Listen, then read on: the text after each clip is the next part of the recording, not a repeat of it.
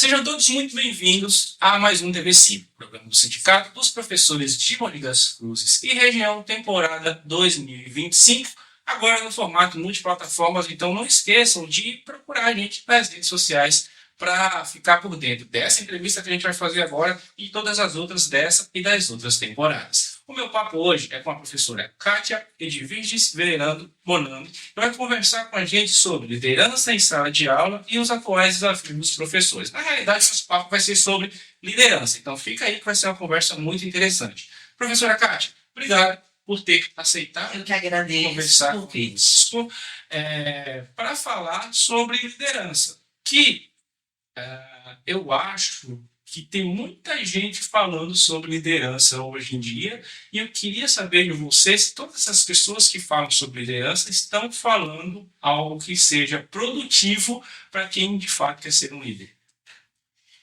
Tem muitos cursos de liderança, né, que são cursos sérios, renomados no mercado, e tem também muita gente que busca pesquisar sobre a liderança. Mas eu costumo dizer que um bom líder, em primeiro lugar, ele precisa ser um bom gestor de pessoas. Porque antes contratava-se as pessoas pela competência técnica. E hoje eles são ainda admitidos por competência técnica, mas muitas vezes demitidos por competência comportamental. Sim. E dentro dessa competência comportamental, muitas vezes deixa-se a empresa por conta do líder, né? Da gestão do líder, que não é uma gestão humanizada como se espera hoje na atualidade. Por que eu fiz essa introdução? Eu trabalho muito com redes sociais, então eu estou exposto aos conteúdos que nos é oferecido na rede social o tempo todo. E tem muita gente vendendo curso de liderança. Gente que muitas vezes nunca foi de fato um líder, nunca liderou uma equipe, nunca liderou uma empresa, nunca teve um negócio, que vende curso de vender curso e quer falar, ensinar as pessoas a liderar. O quanto que isso pode ser prejudicial para esse ambiente que você falou, que no final das contas acaba muitas vezes influenciando uma permanência ou não de uma pessoa em uma empresa. Sim. Você tocou num ponto muito importante, porque eu acho que a pessoa, para se arriscar a dar um curso de liderança, ou pegar uma disciplina de liderança, né, ministrar uma aula de liderança, eu acho que primeiro ela tem que ter passado pelo papel de líder. No caso, eu me sinto confortável em falar de liderança, porque a minha graduação foi de psicologia, todas as minhas especializações na área de desenvolvimento e gestão de pessoas, que está ligado diretamente com liderança, né? E também fui gestora por 9 anos e 11 meses, como gerente de recursos humanos. E dentro desse meu papel de gerente de recursos humanos, mesmo tendo essa bagagem, eu senti a necessidade de fazer alguns cursos de imersão de liderança. Um deles eu fiquei uma semana, trabalhei uma semana no hotel, onde nós trabalhávamos, cada dia era uma pauta, e tínhamos a parte teórica e a parte prática. E na empresa também, quando eu estava, uma vez eu chamei uma consultoria para fortalecer a linha gerencial. E montamos um curso de desenvolvimento de liderança de acordo com as competências que eles precisavam desenvolver. Agora, eu vou te fazer uma pergunta que eu acho que você nunca ouviu na vida durante a sua carreira. O que é ser um líder? O líder... Você responde um pouco isso, né? O líder, ele é a pessoa que sabe inspirar outras pessoas para que vão em busca do objetivo comum de forma compartilhada, né? E ele tem que ser uma figura inspiradora, ele tem que ser uma pessoa, eu brinco que ele tem que ter olhar e escuta clínica, né? Para poder entender aquele colaborador, porque muitas vezes o colaborador ele é mais introvertido, ele está passando por uma dificuldade, tem uma queda na sua produtividade, no seu rendimento no trabalho. Sim. E aí o papel do líder é entender esse contexto. Alguns anos atrás, aproximadamente uns 20, 30 anos atrás, preocupava-se com o colaborador apenas com o papel de entregar resultado, né? O tarefeiro, de entrega de tarefa. Mas ele tem que entregar resultado, mas de forma humanizada. Porque hoje não cabe mais o papel daquele líder autocrata, manda quem pode, obedece quem tem juízo. Sim. Aquele que faz pressão, que qualquer comentário ele fala, olha, passa lá no departamento pessoal. Hoje não temos mais espaço para isso. Né? Hoje o líder ele precisa de estar junto com a equipe, dando feedback. Né? Eu ouço muito de donos de empresas, Sim. de empresários, a seguinte fala: hoje ninguém quer mais trabalhar, ninguém quer mais ficar numa empresa, o jovem da geração Z não está mais interessado em trabalhar. E aí vem todos aqueles clichês que a gente, por causa do governo X, por causa da educação livre, por causa disso, por causa daquilo. E pouco se fala, e muito se fala, quando a gente vai ouvir o lado dessa nova geração, do ambiente, que não necessariamente é o maior salário que atrai essa mão de obra para a empresa X ou para a empresa Y. A minha pergunta para você é a seguinte: em que momento houve essa mudança de perfil do trabalhador? O porquê que essa mudança de perfil ocorreu? Por causa que a gente teve contato com os nossos pais e a gente viu o quanto eles sofreram no seu trabalho, e por que é tão difícil para esses empresários entenderem que eles também precisam mudar para se adaptar a essa mudança e que isso não necessariamente é ruim. Você tocou muito bem a questão geracional. Hoje, dentro de uma empresa, nós temos várias gerações. E o papel não só da área de gente, de gestão de pessoas, como o papel do líder, é saber fazer esse casamento de gerações. E aí entra o papel do líder, né?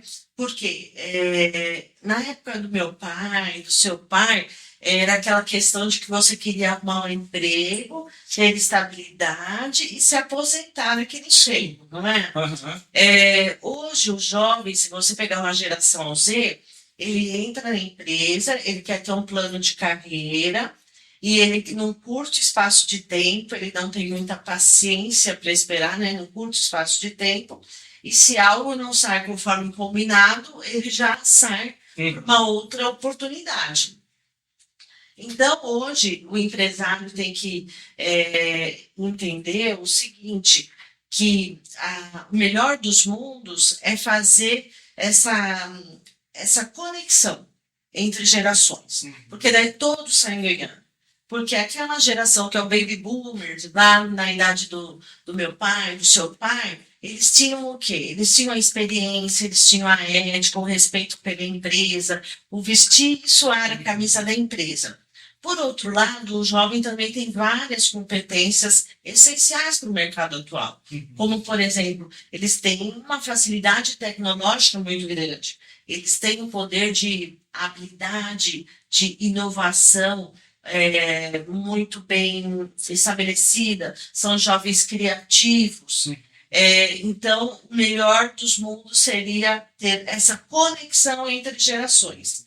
E se você sabe fazer essa conexão, a empresa sai ganhando. E todos saem ganhando, né? Todos saem ganhando, tanto a geração, por exemplo, uma geração Z, quanto uma geração X ou uma geração Baby Boomer. É que assim, Cátia, criou-se até a pecha de que essa geração Z é uma geração preguiçosa, que não me parece muito condiz com a realidade, porque eu tenho inúmeros exemplos, eu sei que é uma amostragem mínima, então, assim, de jovens que trabalham em empregos que gostam, que se precisar trabalhar no fim de semana, se precisar dobrar um turno, eles fazem, porque eles entendem que aquilo que ele está fazendo tem um propósito dentro daquela empresa, conseguiu isso. E eles entendem que mesmo trabalhando mais, para atingir uma determinada meta, dentro daquele contexto, eles têm o que hoje muita gente busca, que é a tal qualidade de vida. Sim. Que é algo que na geração dos nossos pais não se falava. Então, a qualidade de vida hoje, até pelo adoecimento da nossa população como um todo, física e mentalmente, é algo que precisa estar presente dentro das empresas. E me parece que, pelo menos as lideranças dos empresários que têm mais destaque, que a gente tem mais acesso pela mídia, não tem ainda essa consciência de que não é que o jovem é preguiçoso, é que ele só não quer se matar de trabalhar para uma empresa onde ele não vem um propósito e que ainda por cima acaba com a qualidade de vida dele. Eu estou muito equivocado nessa minha análise? Não. Está bem correto e na direção certa, porque o jovem ele busca mais a qualidade de vida. Eu acho que ele está certíssimo. Eu acho isso. Porque eu, por exemplo, hoje busco também qualidade de vida. Por exemplo, trabalhar mais próximo da minha casa, ter um ambiente de trabalho agradável, que não seja tóxico, ter uma liderança onde dê feedback, onde dê sentido para a tarefa. E eu acho que o jovem está correto nesse sentido. E muitas vezes acontece não só com o jovem, com o executivo, que não é o salário que está em primeiro lugar. Sim. Muitas vezes está o ambiente interno, né, o clima organizacional interno. Se esse líder dá oportunidade de desenvolvimento, um plano de carreira para ele, se a qualidade de vida é priorizada dentro daquela empresa, e eu acho isso muito válido, eu não acho que seja errado. Então por que você acha que se criou essa pecha de que essa geração Z é uma geração preguiçosa? É porque eu acho que deu um conflito, porque eu acho que na geração lá, Baby Boomers, tinha uma característica muito submissa, pelo medo de perder o emprego. Pelo medo de perder o emprego. E aí eles vieram muito claro, eles já num processo de entrevista, no processo de recrutamento e seleção, eles já perguntam para você lá na entrevista, essa empresa tem plano de carreira? Se fosse uma geração X, um baby boomer, ele ia ficar com medo de fazer essa pergunta por perder a vaga. Né? E o jovem não, ele quer saber. Ele quer saber o horário de trabalho, ele quer saber qual é o salário, ele quer saber se tem oportunidade de carreira, ele quer saber de que forma aquela empresa trabalha o aspecto de qualidade de vida. E hoje tem a NR1, que está chegando recentemente, trabalhando a questão também psicológica e toda a questão psicológica e mental dentro do ambiente de trabalho. Para quem não sabe o que é, explica o que é. É uma norma regulamentadora, né, que está chegando dentro das empresas, assim como outras normas regulamentadoras da área de segurança do trabalho, para trabalhar os aspectos mentais e psicológicos do colaborador. Então, por exemplo, a síndrome do burnout, que é como fosse uma síndrome do desgaste mental, da fadiga mental ocasionada pelo trabalho, ou seja, pelo ritmo do trabalho, ou por uma liderança que cobra de uma forma não muito ética. Então, hoje as empresas precisam ter esse olhar para a saúde psicológica dos colaboradores. O que diferencia um chefe de um gestor de um líder? Tem diferenças? Tem. Um chefe era aquele que ele era mais autocrata. Ele usava do poder hierárquico para conseguir as coisas. E ele usava muito a cultura do eu. Se ele fosse para uma reunião sem um colaborador, ele ia falar, eu fiz, eu convoquei. Então, era muita cultura do eu. O líder ele já traz para a cultura do nós. Né? A nossa equipe conseguiu alcançar a meta X. Então, tem uma diferença, né? O líder, ele ouve, ele escuta o seu colaborador, o chefe já não tanto, né? E o gestor? Ele impõe a ideia dele, ele quer impor a ideia dele, né? Quando eu falo líder, eu estou colocando o gestor no papel de líder. Tá. E o chefe do modo mais antigo, né? Do modo mais arcaico. Por que que eu fiz dizer assim. essa separação? Na minha cabeça ainda Sim. existe essa separação. Não sei se existe mais isso dentro do ambiente corporativo. A gente, enquanto funcionário, a gente tem na figura do nosso chefe a figura que será o nosso líder, o nosso gestor ou o nosso chefe, né? Mas é possível existir dentro de uma equipe mais de uma liderança que não seja necessariamente a pessoa que tem um nível hierárquico acima. É possível ter, é bom que tenha, as empresas precisam se preocupar em criar isso ou não é legal?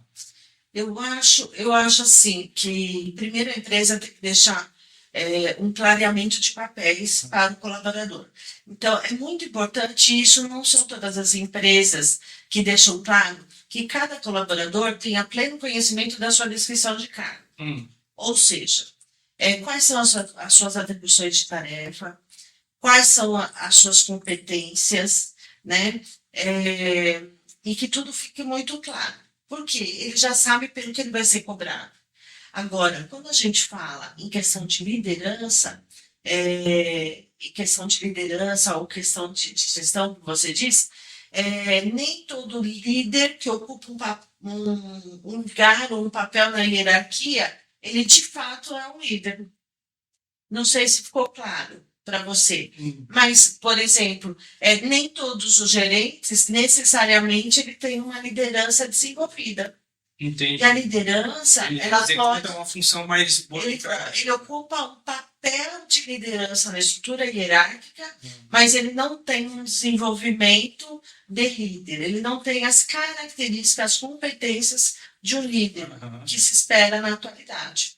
E no que isso pode prejudicar, por exemplo, o andamento de uma equipe? O que acontece, você comentou também, de ter vários líderes ou mais que 10 líderes, porque você tem que responder para mais que não, mas não foi nem nesse sentido que eu quis te perguntar. Foi mais no sentido de, por exemplo, se tem uma equipe de 3, 4, 5, 10 pessoas. Sim. Que dentro dessa equipe, onde estão essas pessoas teoricamente no mesmo nível, tem aquele que tem a liderança algo instintivo, que acaba, mesmo não exercendo uma função de chefia, motivando aquela equipe e servindo de referência para os outros para a conclusão de um determinado projeto. Eu não me referi à liderança, foi nesse sentido. Uma liderança natural. Liderança tem. Quanto que isso é saudável, se é saudável que tenha mais de uma dessas figuras, ou que é importante que você, percebendo que tem, por exemplo, 2 ou 3 pessoas com essas características, que você direcione essas pessoas para equipes diferentes, para se tornarem líderes dentro dessas outras equipes, ou se não é. Não foi nesse sentido que isso ficou. Eu acho que é saudável desde que tenha um líder com as características de liderança que direcione ele, né? Que direcione. Aí não tem problema. Mas, por exemplo, na escola acontece também muito isso, né? Trazendo por contexto escolar. Temos vários grupos de trabalho. Você dá, às vezes, algum grupo de trabalho. Por exemplo, eu oriento TCC. E dentro do grupo de TCC, um grupo de 8 pessoas, 6 pessoas, sempre tem um líder natural. Que fala, olha, pessoal, vamos fazer um cronograma, vamos conversar aqui. Isso é saudável, né? Que tenha uma gestão que ajude a trazer o grupo para o direcionamento, para o cronograma que precisa, para as metas que precisa, mas desde que tenha, por exemplo, o professor orientador junto para que tudo saia de acordo com o esperado.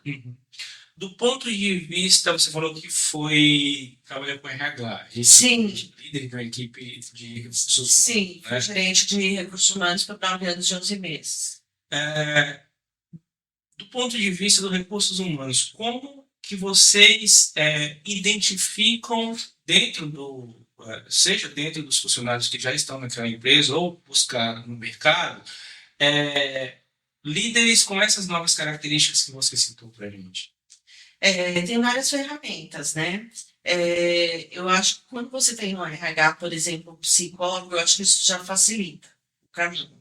Porque ele já tem um olhar mais clínico, como eu digo, e uma escuta mais clínica. Mas nós temos, não precisa ser exatamente psicólogo. Um administrador que está na gestão de um RH, ele tem várias ferramentas para trabalhar essa questão, né? Ele tem análise de perfil, você pode submeter a pessoa numa dinâmica de grupo, e você vai acompanhando. E eu acho que o grande lance da liderança é que, às vezes, a pessoa ela tem um bom conhecimento técnico e ela tem algumas características que facilitam o papel dela de líder, mas tem algumas competências que ainda não chegou lá. Se ele entende que é importante, ele pode desenvolver. Então, a liderança também, uma questão chave, é a humildade. Você reconhecer aquilo que você não é, mas você sabe que pode desenvolver e ir atrás. Entendi. Ou procurar ajuda, né? Procurar o RH e falar, olha, eu gostaria de fazer um curso para desenvolver mais a minha competência de negociação, porque em negociação não tenho tanta habilidade. Então, a humildade, ela é muito bem-vinda na liderança também. Todo mundo pode ser líder?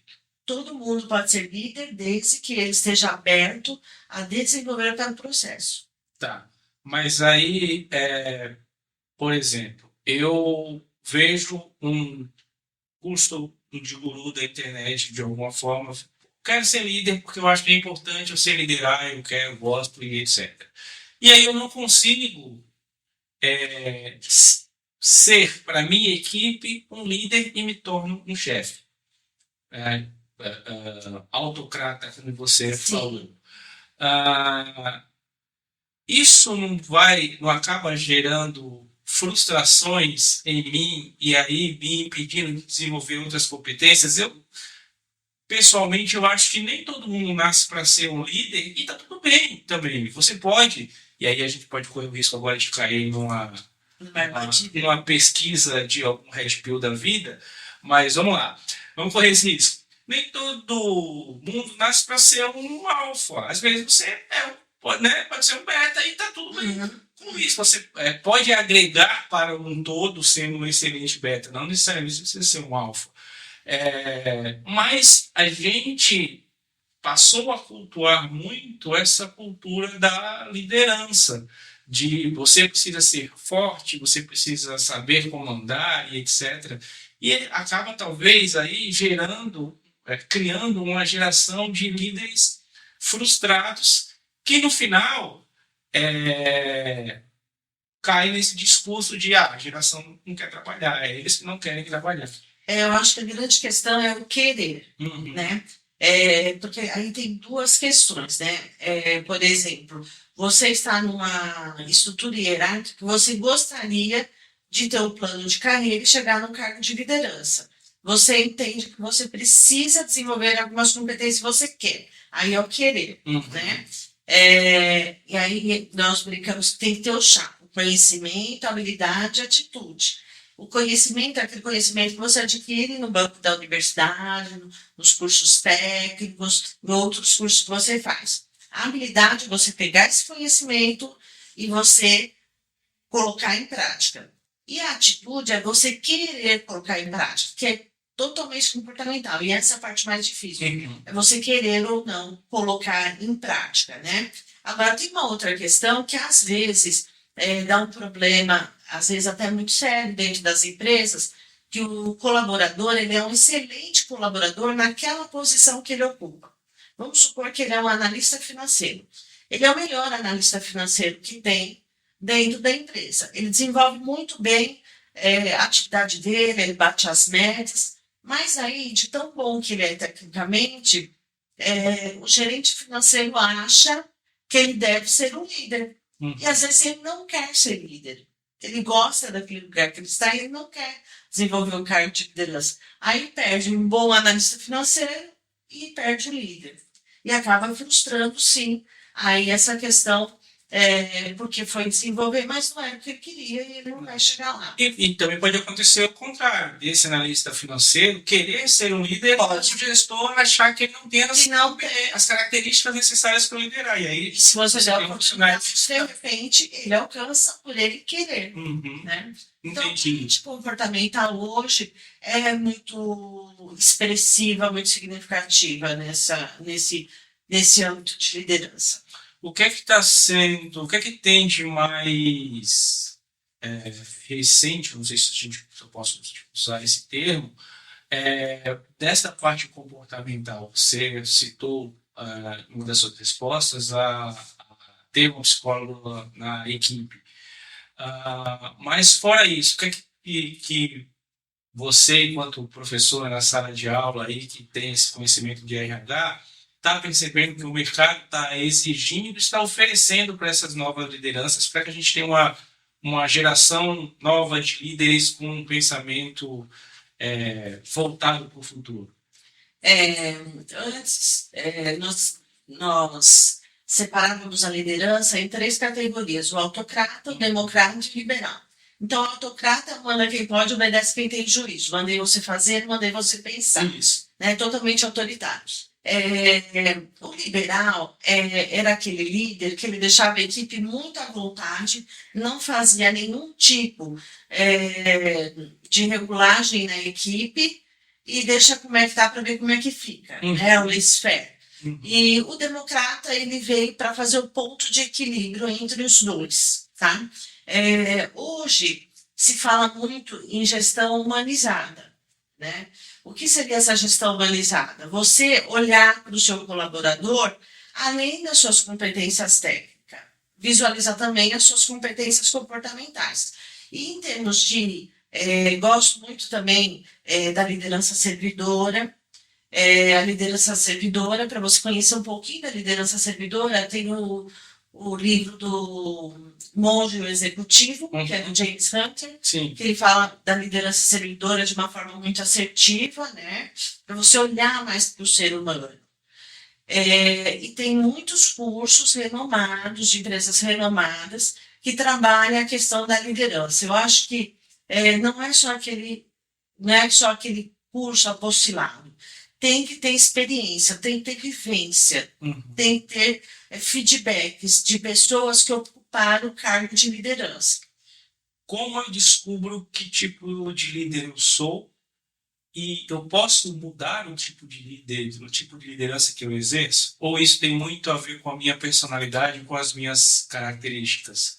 Tem a ver com a sua característica de personalidade, mas se você quer, que você percebe que você precisa melhorar alguma característica, você sente que não está bem, você precisa desenvolver o seu trabalho, você consegue. Como você identifica? Através de uma análise de perfil.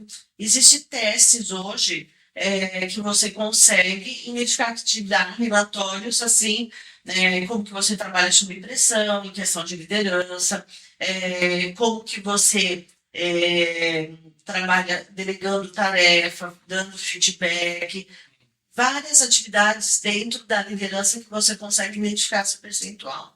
E existem testes até que chega a fazer sua análise de perfil. Então, por exemplo, eu vou fazer uma análise de perfil, faço um teste de análise de perfil, e aí com o cargo que eu preciso ocupar, eu vou cruzar esse teste de perfil e me dá quantos por cento eu tenho aderência a esse cargo. E o que está faltando, como eu posso desenvolver. Então, a tecnologia veio para ajudar bastante a área de gente nesse sentido. Então, quando a gente vai fazer um teste lá da GUP, que pede para a gente responder aquele monte de perguntinha.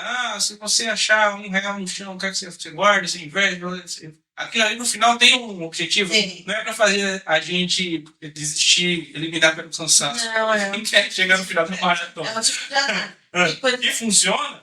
Funciona, mas depende do teste, por exemplo. Eu gosto muito do OPQ, eu gosto muito do PPA, que são testes que são validados tanto qualitativamente quanto quantitativamente. Aí você tem as duas validações. Aí é mais tranquilo. Você preenche lá um formulário com 24 questões, cada questão tem 4 adjetivos em cada linha. Você vai lá com o mouse, na característica positiva que você mais se identifica, na mesma linha aquela que menos identifica, 2 ficarão em branco, você desce para a próxima linha. Ao final você encerra o relatório, automaticamente esse relatório já vai para a pessoa que te enviou o convite dessa análise de perfil, e ela já abre lá o relatório com seu perfil de liderança, perfil de negociação, depende do que você vai escolher que precisa para É porque eu já fiz alguns desses testes, até por curiosidade, e às vezes as respostas são muito parecidas para perguntas diferentes, assim. É, e isso é o quê? Isso é um que foi mal formulado, o relatório, ou é proposital? É proposital, inclusive o tempo. Por exemplo, PPA deve estar em torno de 8 a 10 minutos para você preencher. Sim. O tempo também apertado pelo número de perguntas também é proposital, para que você seja o mais natural possível. Entendi. Que venha a primeira resposta, para que você não fique premeditando. Para essa resposta eu acho que a verdadeira tem que ser essa, mas não é aquele seu estilo. Entendi. E aí, mas aí me dá só um exemplo de como que esse relatório chega para vocês lá no RH depois. Chega o quê? Essa pessoa, ela tem uma característica de ser mais explosiva? É isso ou não nada a ver? Por exemplo, vou falar do PPA. Tá. O PPA você compra numa instituição, claro que credenciada, e aí precisa se tomar muito cuidado, porque tem pessoas que não têm validação no teste. Você tem que comprar um teste que é validado. Então, você compra uma quantidade de questionários, você deixa lá na sua máquina, né, no seu computador, você vai participar de um processo seletivo, aí eu vou enviar um login e uma senha para você preencher, te oriento, olha, esse teste você tem que preencher em 10 minutos, não existe certo, não existe errado, mas aquela resposta que vem primeiro para você, e depois você vai ter um comando no final para fechar o teste e automaticamente vai para a máquina da pessoa que te convidou a fazer o teste. E lá tem mais de 40 relatórios. Por exemplo, o PPA tem mais de 40 relatórios. Uns 40, olha, eu acredito que uns 45 relatórios.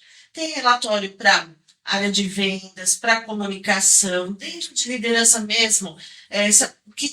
Qual é o seu estilo de comunicação? Como que é o seu estilo de feedback? Como que você delega a tarefa, como é o seu estilo de planejamento e organização. E aí você vai escolhendo de acordo com o cargo, com aquelas competências que você precisa para aquele cargo. Aí você amarra, né? A análise de perfil do candidato com a análise da vaga. Você tem que aproximar o máximo possível aquele candidato daquela vaga. Entendi. Hoje a gente tem um número crescente de pessoas que admiram muito empresários. Empresários se tornaram, por conta das mídias sociais, celebridades.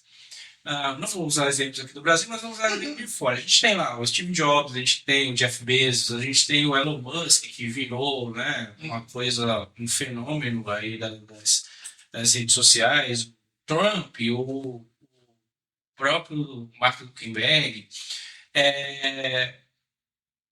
Acredito que em algum momento você parou para analisar essas figuras assim. Eu li a biografia de pelo menos 3 desses. Eu li a do Jobs, eu li a do Bezos e eu li a do Musk. Uma das, né? Porque eles têm várias. Para mim, enquanto leigo, eles não me pareceram como líderes. Eles assim, não são bons exemplos de liderança. O ambiente dentro das empresas não é o ambiente que eles vendem para fora. Você, enquanto especialista, saudável, não é um ambiente saudável, exatamente. Você analisou essas figuras. O que você acha delas, assim, de uma forma geral, desse CEO da tecnologia que usa jeans e camiseta preta, e esse fenômeno que é das pessoas se inspirarem neles e quererem ser aquelas figuras achando que vão se tornar trilhardários fazendo isso. Aí nós temos um público, que seriam esses empresários que eles conseguiram aí alcançar um patamar de sucesso e de destaque. Se pegar, por exemplo, a figura do Steve Jobs. O Steve Jobs, ele é um cara que ele quebrou, né? Ele quebrou, ele teve que se reinventar, e aí ele se acertou depois, Mas em questão de criatividade e inovação, ele conseguiu partir, mas ele conseguiu deixar a Apple lá, continuando com inovação e criatividade. Sim, Apareceram outras empresas na concorrência, mas ele conseguiu. A empresa Apple ainda tem um destaque sim, sim. bom. Agora, em termos internos, de clima interno, é muito de cada líder, né? O que ele preza, o que ele quer. Ele quer inovação, ele quer a criatividade, mas para que eu tenha inovação e criatividade, eu tenho que cuidar dessas pessoas, eu tenho que saber ouvi-las, eu tenho que propiciar um clima que seja bom, que eles tenham pausas, né, para a inovação, para a criatividade, mas não adianta eu tratar as pessoas que não era o caso, tá? Não era o caso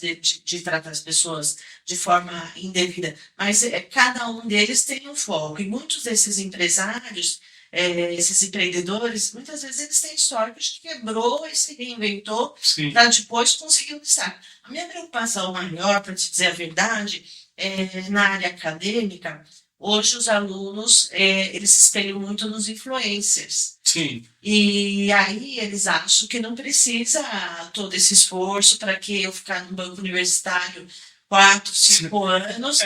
Se eu interromper, é que eu acho que é uma coisa que eu acho muito curiosa, que assim, mas o Steve Jobs desistiu de Harvard e criou a Apple. Pô, mas ele entrou em Harvard, sim. Entendeu? Que não é para qualquer Não é pra qualquer um. Então, beleza. Aí é um conceito diferente. Agora, eu me preocupo muito com a questão de os influencers até aqui mesmo no Brasil, que cresceram muito rapidamente, e aí fica aquela questão, mas será que eu tenho que ficar no banco universitário 4 anos, fazendo trabalho, indo para aula todo dia, e depois vou começar como estagiário, até eu chegar num salário desse. Mas, se você parar para pensar, são as exceções. Sim. Né? Como eu digo para os alunos, dá para contar com a sorte? Depende do que você quer, né? Você pode contar com a sorte, mas o que você vai colher lá na frente, não sei se vai ter a sorte mesmo ou não. Não é todo mundo Então, vai ficar o que é garantido é que você sobe uma escada, um degrau por vez, e que você constrói, então, o processo, né? O aprendizado é um processo. Você constrói a sua carreira de uma forma sólida, para você ter uma segurança que você vai colher alguns frutos lá na frente. Essa conversa você já está tendo que ter como praxe nas turmas? Sim. Assim, os alunos já chegam com essa cabeça? Sim, porque eu dou aula na universidade, eu dou aula no EITEC também. Então, na universidade, você tem perfil de alunos diferentes. Tem o perfil do aluno que escolhe o tecnólogo, que ele quer, que ele está às vezes trabalhando, ele precisa do diploma um pouco mais rápido. Você tem aquele outro aluno que vai fazer lá uma administração, ou vai fazer psicologia, ou contabilidade, enfim, ele vai ficar 4 anos, 5 anos lá na universidade, ou quer seguir a carreira da saúde, vai fazer odontologia, vai fazer medicina, né? Mas você lá na escola técnica, você tem os alunos lá com 16, 17 anos, né? Às vezes eles fazem o curso do ensino médio fora e o técnico lá, e eles têm, às vezes, essas divagações, né? Mas. E aí? E aí você tem que falar, tá? Mas e aí, quantos influencers tem? Vamos estudar? Vamos estudar um pouquinho. Eu dou uma disciplina que chama Cargo, Carreira e Remuneração. E aí eu pego por esse lado. Vamos fazer um trabalho hoje sobre cargo, carreira e remuneração. Traga uma pessoa, cada grupo traz uma pessoa para a gente poder ver como que foi a construção de vida dessa pessoa. E aí eles acabam comprovando lá que tem muitos casos que é sorte, deu sorte de dar certo, né?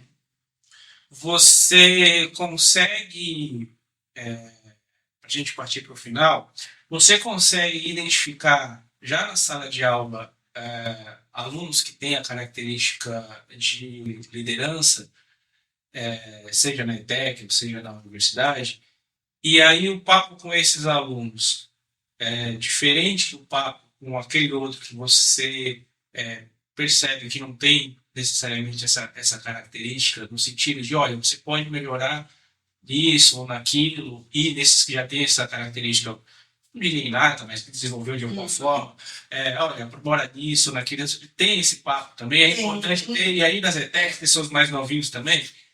Nós temos esse espaço tanto na universidade quanto na escola técnica, e eu acho que até o papel do professor enquanto líder em sala de aula, que ele possa ajudar os alunos nesse sentido. Porque às vezes o aluno, principalmente quando ele vai para a faculdade, que ele está lá na transição, saindo do curso técnico, querendo ir para a faculdade, às vezes ele faz um curso técnico e fala assim, será que é isso mesmo que eu tenho que fazer na faculdade? Será que eu não vou ver, por exemplo, tem o técnico em RH, mas se eu for fazer tecnólogo em recursos humanos, será que eu não vou ver muitas coisas repetidas? Será que não seria interessante eu fazer administração para conhecer outras áreas? E aí a gente vai aparando as arestas e orientando, né? Nós temos um papel de orientador também dentro da sala de aula. Para a gente encerrar, para essas pessoas que ficam buscando essas referências, muitas vezes vão buscar as referências lá de fora, que a gente citou aqui agora há pouco, que querem se inspirar em alguém, que características você diria para essas pessoas procurarem naquela figura que eles querem admirar? No sentido de qual seria uma referência de liderança positiva que consegue passar para suas equipes todos esses pontos positivos que a gente citou aqui ao longo da nossa conversa. Citar uma não precisa finalizar, não precisa finalizar, mas as competências. Faz as competências as competências mais exigidas da atividade de um líder, né? Eu acho que o líder ele tem que ter humildade, ele tem que ter gestão de pessoas, ele tem que ter uma gestão que seja uma gestão de pessoas mais humanizada, ele tem que estar conectado com a tecnologia, porque hoje não dá mais para deixar a tecnologia do lado, né? Ela ajuda muito a gente, precisa estar conectado com a tecnologia, tem que ser um líder que seja resiliente, porque a cobrança é muito grande no mundo corporativo e você precisa saber passar por esses momentos de pressão e ter um repertório emocional que você consiga sair bem sem nenhuma sequela, né? Sem você adquirir um burnout, uma síndrome do pensamento acelerado, uma síndrome do pânico, enfim. Então, tem várias competências importantes aí que você precisa adquirir, mas as principais, eu acredito que são essas. Kátia, obrigado por ter aceitado conversar com a gente. Volte sempre aí, a casa é sua. Eu que agradeço. Obrigada. E para vocês que ficaram até aqui, eu quero agradecer a parceria de sempre. Se tiverem alguma dúvida, como eu sempre digo, mandem para a gente encaminha para cá e ela vai responder para vocês com todo prazer. Muito obrigado de coração pela paciência e pela parceria sempre. Eu espero ver todos vocês na próxima. Tchau, tchau.